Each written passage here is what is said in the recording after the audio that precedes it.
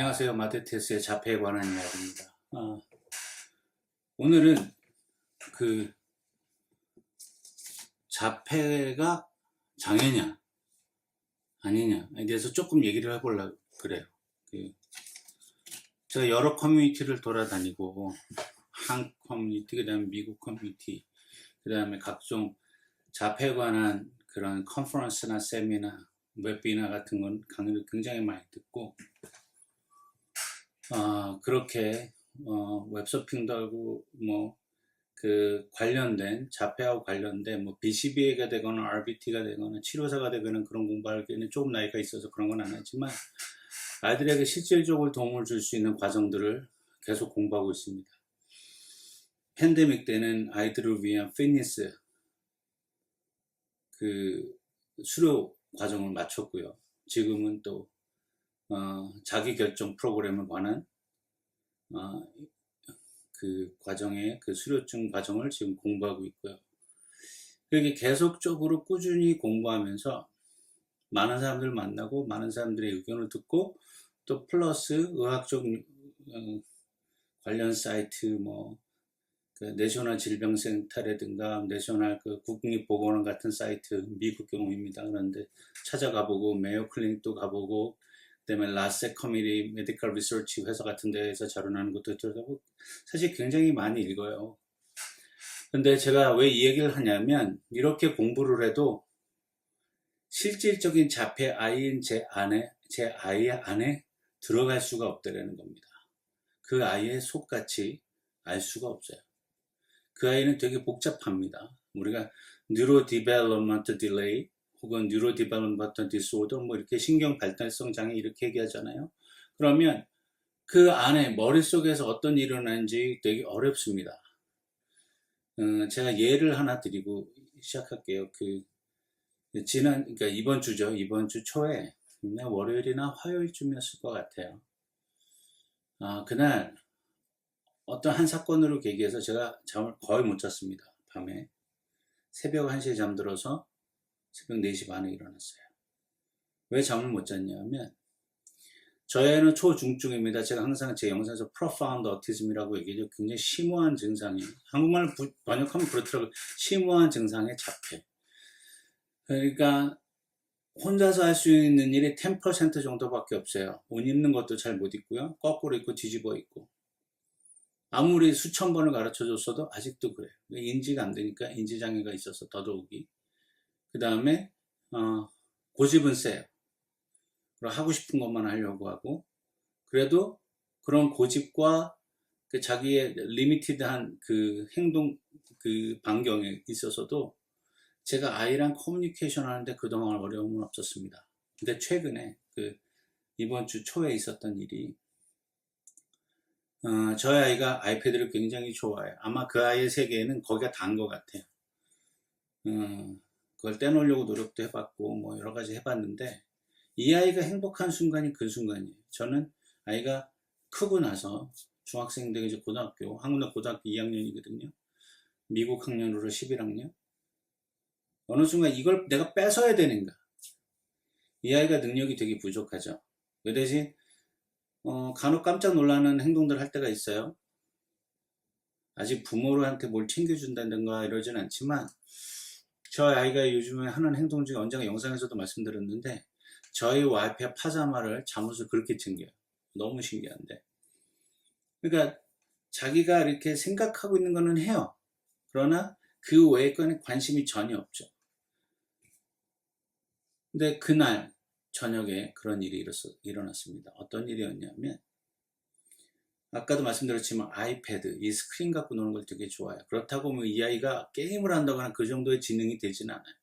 그냥 아이패드 찾아서 유튜브에서 자기가 좋아하는 캐릭터들이 나오는 거는 또 어떻게 찾아서 봐요. 지적 수준이 초등학교 한 4살 정도밖에 안 되고 어쨌든 그래서 자기가 어떤 문제가 생겼을 때 해결할 능력이 거의 없어요. 그래서 제 전화기를 갖고 놀다가 저한테 문제를 갖고 와서 여러분 그 수화로 이게 헬프라는 사인입니다. 이 헬프라는 사인을 저한테 해요. 그래서 제가 그 전화기를 받았어요. 그래서 이렇게 들여다 보니까 이 아이가 분명히 도와달라고 해서 봤는데 거기 그 전화기상에는 아무 이상이 없어요. 보통 아이가 전화기를 저한테 갖고 왔을 때 소리가 낮다든가 어떤 그 플레이 속도가 2배나 혹은 느리게 재생이 되고 있구나. 그럼 저희가 이제 제가 봤을 때 어떤 재미없는 그 코미디 같은 영상들 대충 보거든요. 그러면 빨리 지나가고 어떤 조금 그 브리티시 영어가 있거나 호주나 타 나라의 영어의 액센트가 들리면 저는 잘 안 들리거든요. 미국 액센트는 괜찮은데 그 브리티시 영어 액센트는 잘 안 들리고 그런 것도 슬로우해서 저도 보기도 하고 그래서 이제 그렇게 어떻게 세팅이 돼 있으면 아이가 와서 고쳐달라 노멀하게 해달라고 그래서 이렇게 들면 그래서 이렇게 몇 개 과정을 거치면 이 아이가 원하는 걸 고쳐줬어요. 근데 그날은 달랐습니다. 그래서 뭐 이렇게 좀 만져서 주면 다시 와서 help. 이게 5번이나 반복이 됐어요. 그러고 나서 어떤 일이 생겼냐면 마지막으로 help 왔을 때 제가 아이가 원하는 의도를 파악을 못했습니다. 그런데 아이가 그 얼굴의 표현 있죠. 얼굴 표현으로 아빠도 못하는구나. 그리고 전화기를 저한테 주고 가버렸어요. 우와, basically 그거죠. 아빠한테서도 도움을 못 얻었어. disappoint. 실망한 표정으로 내려갔습니다. 그러고 나서 아빠로서 여태까지 16년 키워오면서 여태까지 커뮤니케이션에 어려움이 없었는데 이번에 아이가 나이가 들고 생각이 많아진 것 같았어요. 그리고 아이가 원하는 걸 정확히 표현을 못하니까 좀 디스포인트에 내려갔어요. 근데 이미 저희 아이는 초중증이라 할 수 있는 게 베리 리밋이에요. 자기 의사 표현이 안 되고 커뮤니케이션이 안 되고 이미 가장 살을 맞대고 사는 아빠랑의 의사소통이 이미 한번 붕괴가 된 거예요. 아이로서. 그래서 저는 잠을 못 잤습니다. 지금도 사실 그 머릿속에 그게 굉장히 심하게 남아있어요. 오늘 지금 영상 찍는 과정에서도. 제가 왜 이 말씀을 드리냐면 자폐는 장애입니다. 의학적 판단이고 의학적 진단이에요. 그 대신 장애를 가지고 있다서 못한다. 이걸 못할 거야, 못할 거야, 못할 거야 라고 하는 사회적 판단의 기준은 이건 편견이죠. 장애도 제가 요즘 주장하는 게 장애는 4개 레벨이라고 그래요. 저는 제가 말한 profound autism이 severe 밑에 중증의 밑에 그래서 제가 초중증이라고 붙입니다. 그러니까 profound 하면 심오한이라는 어떤 그 한글 번역으로 하면 그런데요. 저는 근본적인 거에서 초중증이다 해서 전 초중증이라고 저는 얘기를 합니다. 뭐 이거는 그 영어를 이해하고 해석하는 데 차이겠지만 그래서 레벨 1이 있어요. 경증. 그 다음에 moderate이 있어요. 경증과 중증의 사이. 그 다음에 중증이 있고요. 그래서 profound에서 4개로 나눕니다. 제가 왜 여기서 얘기를 하냐면 자폐는 장애인데 분명히 장애입니다. 레벨 1든 레벨 2든 다 장애예요. 레벨 3든 레벨 4든 장애입니다. 같은 카테고리에 들어가죠. 그래서 자폐 스펙트럼이라는 오티즘 스펙트럼 디소더라는 한 엄브렐라, 빅 엄브렐라에 들어갑니다. 다만 여기서 다른 게 있어요. 정확하게 아시라고 제가 오늘 이 영상을 찍습니다. 레벨 1이나 레벨 2 혹은 레벨 3에 있는 아이들이 레벨 1에 지적 장애가 없다면 이 친구들은 진단을 받음으로써 훈련과 치료를 통해서 비장애인들과 비슷한 삶을 살 수 있습니다. 제가 100% 같은 삶을 살 수 있다고 얘기는 안 해요. 그러나 근접한 삶을 살 수 있습니다. 혼자 인디펜던트 독립적인 생활이 가능하다고 생각합니다. 그런 친구들도 봤고요. 대학교 가서 박사하겠다고 변호사 되고 그런 사람들이 미국 뉴스에도 종종 나오고요.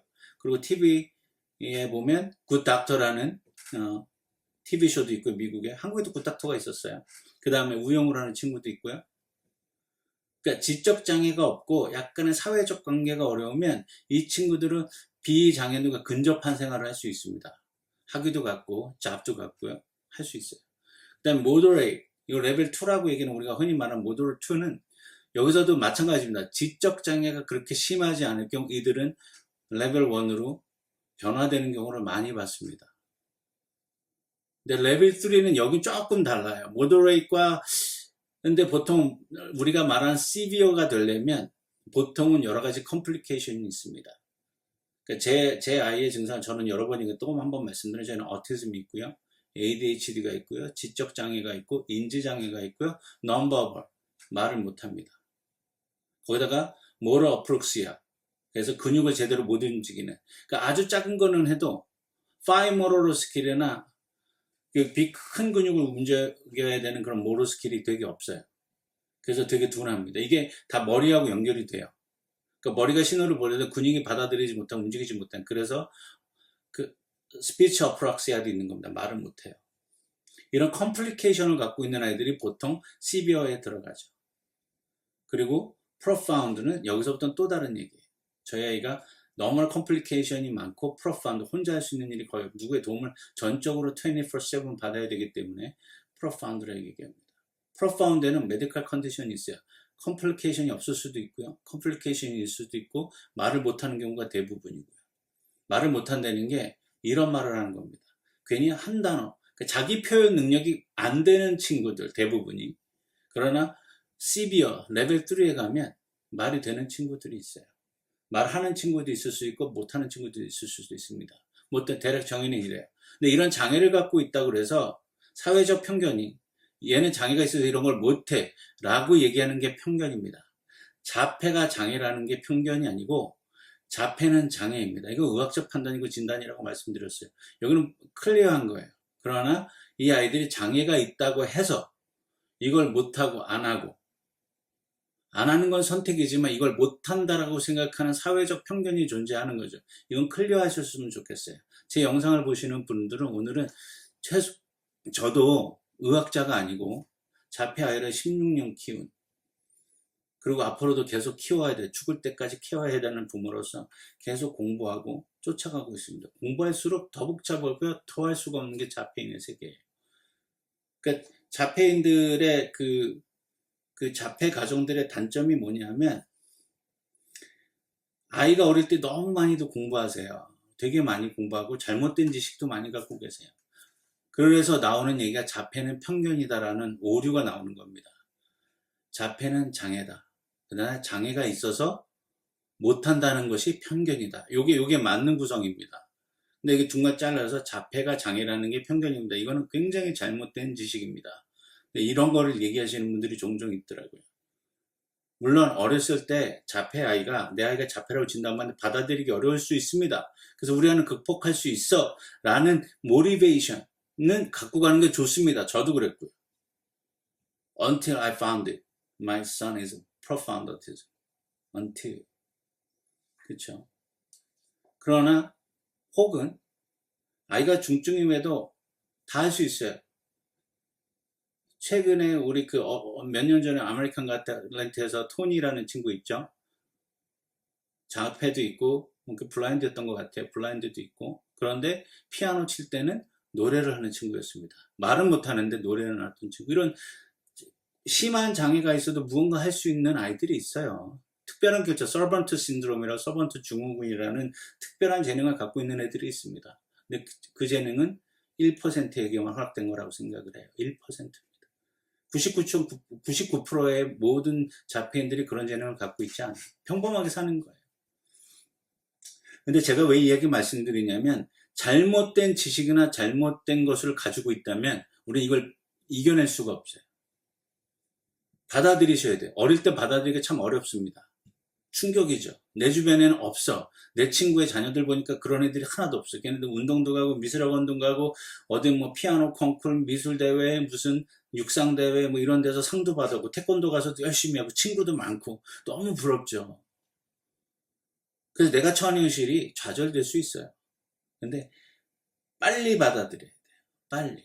그래서 제가 말씀드린 자폐는 장애다. 극복할 수 있고 라는 생각을 갖고 계셔야 돼요. 극복할 수 있구나. 제가 왜 있구나라고 딱 짜서 얘기하냐면 저희도 그런 생각을 가지고 초등학생 3학년 때까지 무지하게 다녔습니다. 지금 루코빈이라는 그걸 하면 좋아진다고 해서 난리예요. 미국 커뮤니티도 난리예요.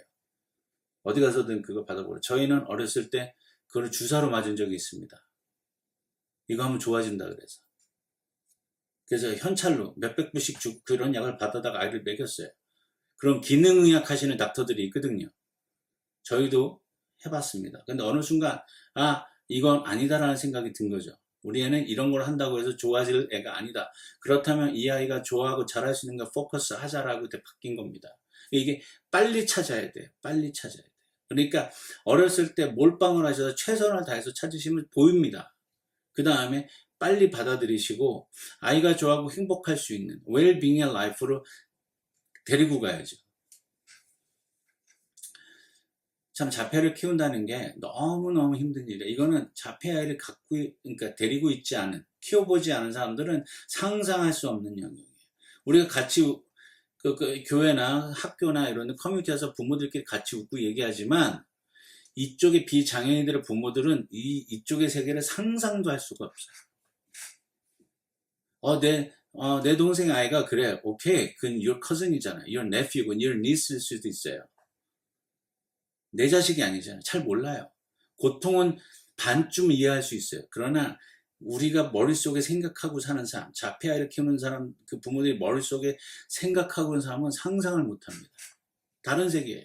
우리는 거의 우주에서 살아요. 지구하고 동떨어진 세계에서 살아요. 근데 그 생각을 가지고 아이가 그나마 여기서 사는 이 세상에 살아갈 수 있도록 적용할 수 있도록 하기 위해서 교육도 하고 테라피도 하고 치료도 하고 다 해보는 거죠. 그 자폐는 극복할 수 있는 장애입니다. 레벨 1나 레벨 2에 계신 분들, 특히 이런 장애를 갖고 있는 아이라면 충분히 노력과 치료에 따라서 극복해서 살 수가 있어요. 저는 I totally believe that. 그러나 만약에 severe하거나 저 아이 같이 profound라고 얘기가 되면 여긴 또 다른 얘기입니다. 여긴 또 이쪽에 레벨 1, 2하고 레벨 3, 4는 또 분리가 되는 세계예요. 레벨 1, 2의 부모님들은 커뮤니케이션이 그나마 조금 돼요. 이쪽 3, 4에 있는 아이들은 거의 커뮤니케이션이 안 돼요. 되는 가정도 있습니다. 근데 거의 대부분이 핑퐁 대화는 거의 못하죠. 그래도 이쪽 1, 2의 부모님들은 그나마 그래도 돼요. 핑퐁 대화가 지금 이런 식의 핑퐁 대화가 아니라 아이가 원하는 걸 얘기하고 이렇게 해서 조금 주고받고가 되고 그래도 학문적으로 뭘 가르칠 수 있는 아이. 아이가 지능이 떨어져서 못 쫓아가는 경우도 있긴 하지만 그래도 그런 커뮤니케이션 된다면 가능한 아이들. 그래서 레벨 1, 2 아이들은 훈련받고 치료받고 그리고 또 몸에 좋은 거 먹고 이렇게 이제 과정들을 다 거치면 비장애인에 근접한 삶을 살 수 있습니다. 근데 3, 4는 다르죠. 그렇기 때문에 자폐가 장애라는 것은 팩트입니다. 이건 받아들이시고요. 이 장애를 극복하고 비장애인들처럼 사회에 섞여서 살 수 있다. 그러니까 제가 오늘 드리고 싶은 말씀이에요. 오늘도 영상 봐주셔서 감사하고요. 꼭 이거는 클리어 하셨으면 좋겠습니다. 그래야 아이를 양육하는데 포커스 할 수 있어요. 오늘도 영상 봐주셔서 감사하고요. 다음에 뵙겠습니다.